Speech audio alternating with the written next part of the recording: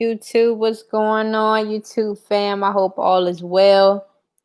Let me drop a comment in the chat. I'll say hi everyone. And I'll say happy Father's Day. Happy Father's Day to all the fathers out there. All the fathers who watch my video. Happy Father's Day to my father. Just everyone, I just want to wish you all a happy Father's Day. I hope you have a great day. You get to enjoy it with your family, your loved ones, whether that's virtually or in person, because y'all know we are still dealing with the effects of the coronavirus. So hopefully you get to enjoy that too. Let me check the audio. Okay, we're good. I'm going to go live on IG. The title of the stream today, we're going to call it How to Successfully Apply for a Scholarship. That should be the title on the on YouTube, and when I go live on IG, I'll make that the title too. So y'all bear with me 1 second while we set up on IG. What's going on, IG fam? Drop a waving emoji. Say hello to everyone. If you're not familiar with what this is a weekly YouTube live. I go live every single Sunday at 3 o'clock p.m. Eastern Standard Time to answer any questions you have about scholarships. The purpose of the conversation today, we're talking about, what's up, y'all? Thanks for coming in. Talking about how to successfully apply for a scholarship. And so I am still giving you all the scholarships. I have one I'm going to share with you today that you can check out. It's called the ABC Scholarship. I will drop it in the chat, in the comments, in the comment section on YouTube. And then I will make sure to drop it on my story later for IG, so you all have it too. But how to successfully apply for a scholarship. One of the most challenging things students encounter, a lot of my clients and my students, we've been talking about this, is when you find a scholarship, what should you do first? What's the first course of action? What's the first course of action you should take? What should you do last? How do I make sure I have the best scholarship application possible? What's up, Erica? Thank you for joining. Katie Miller 96. What's up, Katie? I hope all is well. But just what do you do when you find a scholarship, and how do you ensure you have the highest chances of winning that scholarship? And so we're going to break it down. I'm going to break it down to you simply. Hopefully I said it in the most simple way possible so that everyone watching can understand the game plan and understand the course of action you need to take. So y'all give me 1 second to find the link for the scholarship I'm going to share. That is for graduate students, high school seniors, high school juniors, and undergraduate students as well. Everyone can apply for this. It's called the ABC Fundraising Volunteer Recognition $1,500 Scholarship. And for those on IG, I am going to flip my camera in a second just so you all can see it. But for those on YouTube, let me drop the link so you all have it. You can access it immediately. I'm going to go back right quick, IG. Y'all bear with me 1 second. And I'm going to pull it up so y'all can see what I'm talking about. It's called the ABC Fundraising Volunteer Recognition $1,500 College Scholarship. And one of the first things you want to do when you find a scholarship you think you're eligible for, the first thing you want to do is go ahead and check out the eligibility requirements. And as you can see, it says application requirements, first of all, to be able to complete the volunteer verification form and write an 800 to 1,000 word essay reflecting on your volunteering fundraising experience and how has your volunteer work shaped you into the person you are today. How do you plan to continue your volunteer work in the future? Essays can include photos, charts, or infographics where appropriate. Now, that's how to apply for the scholarship. You can see the scholarship is due June 30th. So it's due June 30th of this month. You have some time to apply for it. And it's available for current high school juniors, high school seniors, college undergraduate students, or graduate students that have participated in consistent volunteer work. And so let me break down why it's so important that you are volunteering when you're applying for scholarships and that you're doing it consistently. So I'll give you some insight here. Once again, the purpose of the conversation today is give you a game plan for how to successfully apply for a scholarship. Who am I? My name is Danielle Jeffers. I'm the founder of Dough for Degrees, LLC. I teach students how to earn scholarships to go to college and graduate debt-free. I graduated debt-free from Virginia Tech last year in 2019, having earned more than $200,000 in scholarships. And every Sunday, I go live at 3 o'clock p.m. Eastern Standard Time to answer any questions you have about scholarships. And so today, we're going to give you a game plan for what you should do once you find a scholarship. First of all, check the eligibility requirements. That's number one. Now, once you find out that you're eligible for it, it's important to prepare all the materials that you can in advance so you can submit it as early as possible. People ask me, oh, if I submit my scholarship the day it's due, do I still have a high chance of winning? Yes, you do. As long as you submit it by the deadline, if you're not late, then you qualify for an opportunity to win the scholarship. Many of the scholarships I applied for as a high school senior as a first year college student all the way up until the time I graduated last year. I submitted them the day they were due. I submitted them 10 minutes before they were due. Some of them I got in a couple weeks early, but the thing about it was, as long as you follow the directions, they can look at your application and review it to see if you're eligible to win it. And so don't worry about submitting it a week early.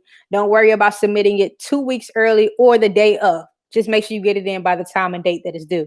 Now, some scholarship applications have a deadline, like a date. You have to submit it by a certain date. Then some of them also have a time deadline. For instance, many scholarships are due by a certain date, but they have to be turned in by 11:59 p.m. Eastern Standard Time. So not only do you need to get it in by June 30th, but you also may need to get it in by 11:59, or it may be due by 10 o'clock p.m. Eastern Standard Time. So make sure you get all that information as soon as you check the eligibility requirements. I will also say this: when you're applying for a scholarship, anything that doesn't require you to do the work, like letters of recommendation, transcripts, those are things that require other people to do work. Go ahead and ask for those things first, so you can take it off your plate. Imagine this. You find a scholarship. So let's say you just found the ABC scholarship, right? It's due June 30th. It requires a volunteer verification form and an essay. You're going to have to write the essay. You'll be responsible for the essay. While you're writing the essay, go ahead and fill out the volunteer verification form I just showed you. And I just dropped the link in the chat. And it requires a signature at the bottom. Send it to the person so they can sign it while you're writing the essay. That way you're knocking out multiple things at one time. It's a great way to multitask when applying for a scholarship. Let's look at letters of recommendation. Let's say you find a scholarship that requires a letter of recommendation. When should you ask for the letter of recommendation? ASAP. Ask for that letter of recommendation as soon as you find out you need one. Who should you ask? You should ask for someone who's seen you do great work, whether it was inside of or outside of the classroom. So for instance, don't ask your mom, your dad, a family member. Don't ask your best friend. Don't ask anyone you have a personal, the dynamics of your relationship are first and foremost personal. You're looking for a professional relationship, so someone can edify you, meaning build you up and speak to who you are as a person. So who did I ask when I was applying for scholarships? I asked coaches. I asked for community leaders. I asked my Boys and Girls Club staff. I asked professors. I asked colleagues, people I worked in business with, so they could speak to my business experience if I were applying for a student entrepreneur type of scholarship or opportunity. There were so many people I asked, but the context of our relationship was traditionally professional. They had seen me in a work environment. They saw me at a speaking engagement. They saw me help develop or co-plan an event and all the behind the scenes work and labor I put in.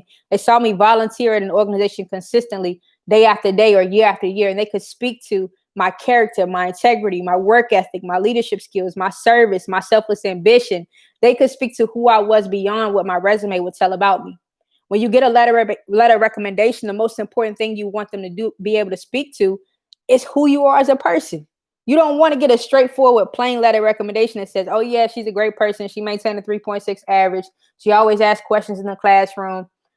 She was active and participated consistently. Yeah, she's a great student. That's a horrible letter recommendation.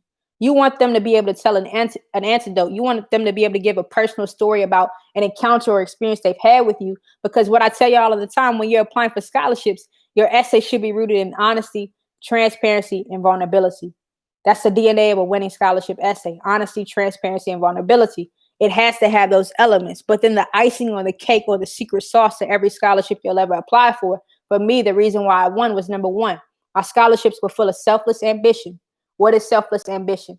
It's desire to achieve a goal. You know you're going after something, but you're going after it selflessly. So it's simply a commitment to bring other people up as you level up. So for instance, my goal was to go to college and graduate debt-free. In many of my essays I wrote, once I learned how to go to college and graduate debt-free, I will teach other people how to do the same thing. For you, it could be that you want to go to school and be a veterinarian, or you want to go to school and find the cure to cancer, whatever it is. But in your essays, make sure you communicate how you're going to help other people, how you're going to serve other people throughout every step of your journey. Selfless ambition. That's the first characteristic to the secret sauce of a winning scholarship essay. The second characteristic, or the second component you need to have, is service. Not only do you want to talk about how you're going to help other people, but you need to talk about how you're helping people right now, and how you've helped people in the past, and how you're going to help people in the future. And so oftentimes when my clients write essays, one of the first things I tell them, I said you have to have a track record of your community service. Your community service has to be documented. It's great if you played on the football team and every Saturday your football team got up and before training or workouts, y'all went and picked up the trash on the corner, or y'all went up and cleaned up the streets, or you all went and visited the elderly on Tuesdays. It's great if you did all that, but if you didn't document it, you're missing an opportunity to tell the story and support the story with physical evidence. Point blank, period. This scholarship we're talking about right now, the ABC scholarship, is asking for a volunteer verification form. Proof that you've done volunteer work. Proof that you've done the work that you said you've done. Now, documentation, I look at it in two ways. You can document it on a form, track your hours, write it in a log, get someone to sign it. Cool. That's the paper version. But oftentimes when you tell a story is best told when you have the elements, the visuals, and the audio to support it. So did you take photos while you were volunteering? Are there any videos of you volunteering? Or did you put something on your IG story? What did you do to show that you documented the experience? And when you speak to it, you can put those elements in your story. For instance, this essay, this scholarship, what does it say? It says includes photos, infographics, videos, any elements to support how volunteering has changed your life. That's literally the prompt. And so all of these key aspects of documentation and telling that story beyond just the words you put in your essay are extremely important. All right. So number one, once again, when you find a scholarship, what's the first thing you do? You check the eligibility requirements to make sure you're eligible for it. The second thing you do is you put the deadline in your phone and set reminders. How do you do that? Go to your calendar, put it on your calendar and set notification reminders so that you don't miss the deadline. You do not want to miss this deadline. What oftentimes happens is, especially for students who are applying for many scholarships or multiple scholarships at one time, you may be balancing 3 different scholarships. You're trying to get them in this week, and then you have 2 due next week, and then you're trying to get 3 more done the week after that. You mix the deadlines up in your head. So once you find it, go ahead, write it down, put it in the computer, lock it in, set notification reminders, and make sure you're good to go. Okay? That's most important. So number one, check the eligibility requirements whenever you find a scholarship. Number 2, put the deadlines in your phone. Make sure you don't miss the deadline. Remind yourself of when it's due. Oftentimes what I did when I found a scholarship is I would take the name of the scholarship. I would create an event in my calendar. I use Google Calendar, y'all. I would create an event in my calendar, and I would set the calendar event as all day so that it ran at the top of my calendar every day that week. And I would set the duration of the event from the start date of when I found the scholarship until it was due. Now, when I typed the name of the event in my calendar, I would write the name of the scholarship, and in parentheses, I would put due June 30th.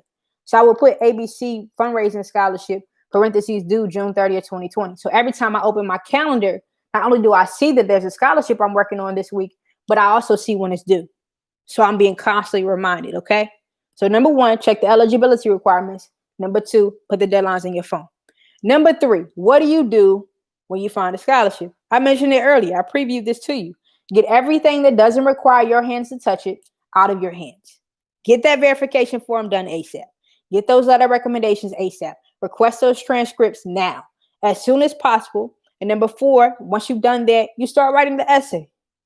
Write the rough draft. Write the rough draft. How do you write a winning scholarship essay rough draft? It's very simple. You write without ceasing. I'll explain it to you. Write without ceasing. Oftentimes when we're writing for scholarships, oh, what's up, y'all? I missed all these messages. Oh, my bad. What's up? What's up? My phone got stuck. Donna said I like to avoid scholarships that require recommendations because I haven't made teacher relationships in college. Okay, so because you haven't made teacher relationships in college. I get it. Oftentimes, scholarships that do require letters of recommendation, they are perfect because the ones, if you haven't made a teacher relationship in college, we could talk about that one-on-one, but you still want to have someone who can edify you. The majority, I won 42 out of the 120 scholarships that I applied for. And those 42, I think at least 36 of them required a letter of recommendation. And so your chances of winning a scholarship are a lot higher when your essay is excellent and you have someone else who can edify you and talk about how great you are. In regards to building relationships in college, this is a strategy I had, and it wasn't something that was like intentional because I wanted to get a recommendation letter from a teacher. But what happened was I would just go see my teacher after class. One thing I would do often on the first day of school in college is I would show up a few minutes early. Be one of the first ones to sit in class. Go speak to the professor. Introduce myself at the beginning of the class or at the end, just depending on the flow, the way things were flowing that day. Say, hi, I'm Danielle Jeffers. Nice to meet you. I'm glad to be in your class. I was just wondering if I could speak with you within the next week, just to get to know you a little bit. And that way you're establishing a relationship. You're not expecting anything from it, Adana. It's just a matter of you going and taking an initiative to show and present yourself to the professor. And how that worked in my favor oftentimes was because I was in constant communication with my professor that first day, and then staying after class a few more days after that, them getting to know me. Maybe we went out to lunch. Maybe I just chilled in their office hours and we had a conversation. Or we tailgated together before I went to the football game. Whatever the case was, the thing about it was they were getting to know me beyond what I was doing in the classroom. So that's a suggestion. What's up, Kendall? I hope all is well. What's up, Trav? Adana said I make a spreadsheet and just check it every day to see what scholarships I have coming up. Google Sheets organizes dates for me. Perfect. That's a great strategy too. Very soon on my YouTube channel, I'm going to give you all my spreadsheet that I created, the template to help my clients track the scholarships they're working on. But it's always good to set reminders in your phone too, because sometimes life can get crazy and hectic and you forget to check your spreadsheet. What's up, Kev? He's in his K3 Marketing and Media Group, K3MM Group. Hope all is well. Those are my top recommendations for that. What's up, Dad? Happy Father's Day. What else I will say is we were talking about getting letters of recommendation. And what was the last thing I said? Letters of recommendation. And also, you were talking about setting up the dates, how you set up the dates on your calendar all throughout the week. Cool. Yes. Get your letters of recommendation. When you request a letter of recommendation, make sure they can add a personal touch to it. They don't have to be able to know when your birthday was, any of those things. Like, they don't have to know all that stuff. But they should have an anecdote, a personal story they can tell about how they've had an experience with you and how they've seen you do work beyond the classroom. And so my dad said, will you let me see both of you? If you want to. There's no pressure. If not, we can keep rocking and rolling. Yeah, towards the end. Towards the end. Okay. So that's one thing you want to do, is just make sure that you are able to build those relationships and just to give them something to talk about. When you ask for a letter of recommendation, here's my top thing. Give them your resume. Give them a few examples of the work you've done in the past. And then if they need an anecdote or a story or two, give them a video. If you shot a video of you volunteering, or if you have any pictures of you doing work. So as they write that story in a letter of recommendation, they can speak to some things that are tangible, some things that are realistic, instead of it being bland and just, I don't know. Just, you don't want a template letter recommendation. You want it to be personal. You want to have a feel to it that shows them who you are. I'm sorry to interrupt. Didn't you write out the recommendation or things that you wanted to say and then just have them kind of look over it and just give them kind of a template to follow? I did. Oftentimes I did when I was in high school. Oftentimes I would write an email to someone or go see them, and I will put together a one-page document. Hey, I need you to talk about my character. I need you to talk about my leadership. I need you to talk about my integrity. And here are some examples that you can go from. But the worst thing you could do is actually write the letter for them. Some teachers who aren't familiar with scholarships and professors, whoever you're asking to write the letter of recommendation, they'll be like, oh, write it for me and then I'll sign it. No, that's forgery. That you're falsifying a document. Don't do that. Don't write it for them. Don't tell them word for word what you want to say, but you can prompt them to make sure they cover certain aspects. This scholarship that we're talking about, the ABC fundraising scholarship, doesn't require a letter of recommendation, but it's great to have those on hand. It's great to already have those together. All right. So while you've written your rough draft, what I said, I was talking about writing without ceasing. What does that typically look like? When you're writing without ceasing, what's up? What's up? Hey, honey. When you're writing without ceasing, simply the goal is to write the rough draft without getting distracted. Because oftentimes our thought process gets interrupted or disturbed by notifications on our phone, text messages, music, what have you. And it stops the flow of your ideas. So now you're writing from a place of a broken train of thought. You want to write and flow effortlessly. And so when you sit down to write your rough draft for your essay, the first thing you want to do is examine the prompt. What is the prompt really asking of you? What is it asking you to talk about? What emotion is the prompt asking you to evoke? So let's go back to the ABC scholarship. The ABC scholarship says, the prompt says, I'm trying to find it right quick. Please write an 800 to 1,000 word essay reflecting on your volunteer and fundraising experience. So it's asking you to reflect, to think back, Not just think back in your mind, but to think back in your essay too. Take them, show them your progress from what your life was like before you started volunteering, what volunteer work you did in the first event you volunteered for, and how it impacted you and encouraged you and inspired you to continue to volunteer consistently. And the second question of the prompt says, how has your volunteer work shaped you into the person you are today? That's the most important question. What's up? I appreciate you. I appreciate you. You said, this is dope. You are Jim. Much love, much love. How has your volunteer work shaped you into the person you are today? Oftentimes, scholarship providers are looking for people who can demonstrate that they have the character and integrity to support and help others, to support others and help others, and they're willing to be committed to success. They're committed to success, whatever that looks like. You're doing well in the classroom, you're volunteering consistently, you graduating with your bachelor's. They want to invest in someone who has proof, who has a track record of being successful, and they know they'll get a great return on their investment. Let's break that down. How does a scholarship provider get a return on their investment? What do they get out of giving you a check to go to school? They hopefully get a person who knows how important it is. They hopefully have someone who's had an experience of being a recipient of someone's gift, someone's monetary investment, and they're more likely to give to someone else. Whether that be your time, you giving a scholarship to someone else, you being a person of high character and integrity because you know you have to represent that organization as a recipient of that scholarship. They want someone who can be a leader. That's the best return on investment a scholarship provider will ever get, is a student standing up in the face of adversity, someone who has integrity and character and doing what's right, even if they have to stand up alone, someone who's willing to commit to a journey of success, regardless of the ups and downs they have to overcome. They want someone who's powerful, who knows who they are, and who's willing to take the hits and bite the bullets along the path to success, whatever success looks like for you. That's what they want. And so when you write this essay, it says, how has your volunteer work shaped you into the person you are today? The most important word in that sentence is shaped. It changed you. You have to show and demonstrate how you change as a person. So let me give you all an example. My volunteer work really, really started when I joined my Boys and Girls Club in Danville, Virginia, the summer before my 6th grade year.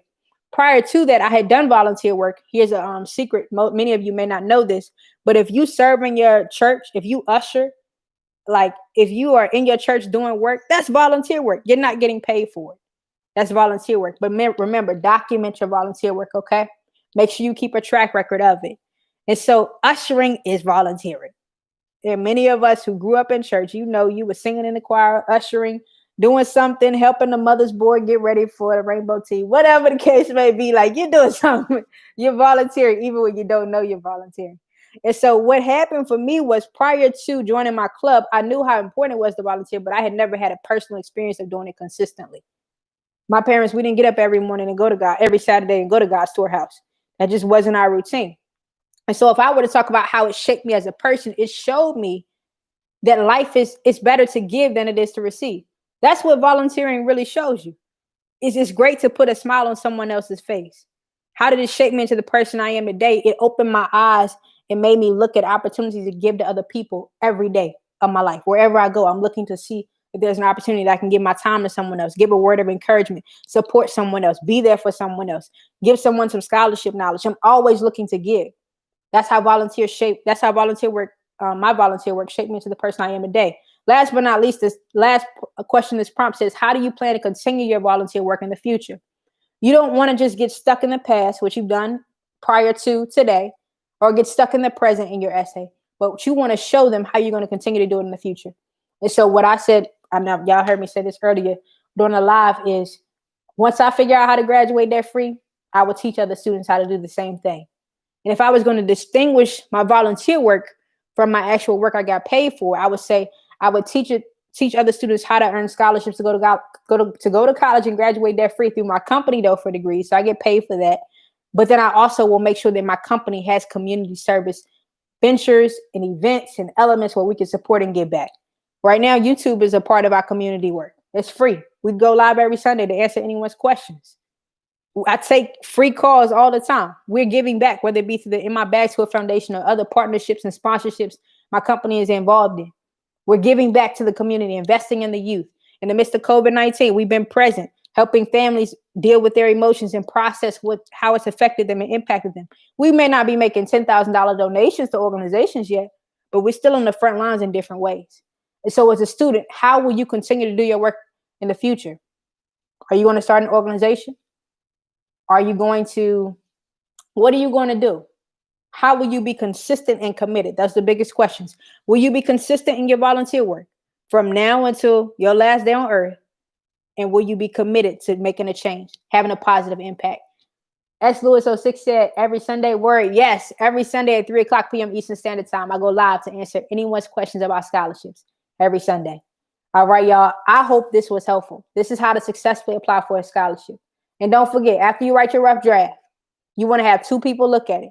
I used to always tell myself, have 2 hawk eyes. When I say hawk eyes, I mean HAWK. Hawk eyes, people who are looking for grammar errors. They're looking grammatical errors. They're looking for punctuation errors. They're looking for cohesiveness and consistency to see if you actually answer the prompt and you didn't just give them a essay format of your resume. You want to have people who are looking for details to see if it's a winning scholarship essay. And I'm more than happy to review your essay. That's a service we provide through Doe for Degrees. It's a paid service. The link to book that is in my bio on IG and on my About page on YouTube. Okay?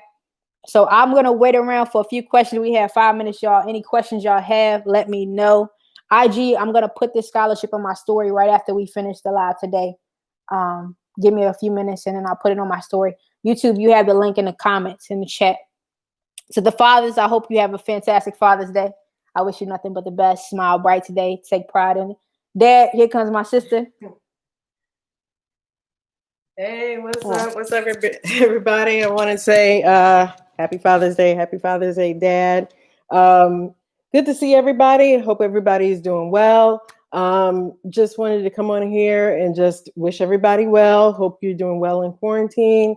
I know that some of you are out. And yes, this was helpful. And hopefully we can serve you more here at Doe for Degrees. I work with my sister on a lot of the projects that we do. What time on Sundays again? It's at 3 p.m. Eastern Standard Time. So we're here to answer any questions that you have.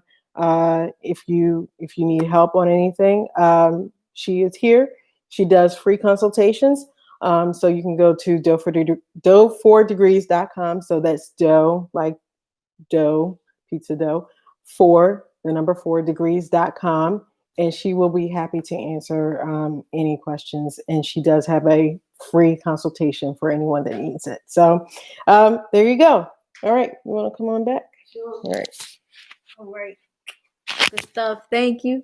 I'm glad it was helpful. I'm glad I could help. Thanks, Dad. He said, I'm so proud of the both of you. Good stuff. What time again on Sundays? My sister said it, but 3 p.m. Eastern time. 3 p.m. Eastern time every Sunday, 3 o'clock p.m. Good stuff. And we go for 30 minutes every Sunday to answer any questions y'all have. Y'all get ready. I'm coming back consistently. I haven't recorded in a while. I haven't recorded. You're welcome. I'm glad I can help. I haven't stood in front of that camera y'all see behind me. You can see it right there in probably a month. But I'm coming back strong too. So I love y'all. Thank you for joining. You all have the information to contact me. Reach out if you have any questions or concerns. I'm more than happy to help. I love you all. Have a fantastic Sunday. Have a great week this week. I will see you soon. Love you too, YouTube.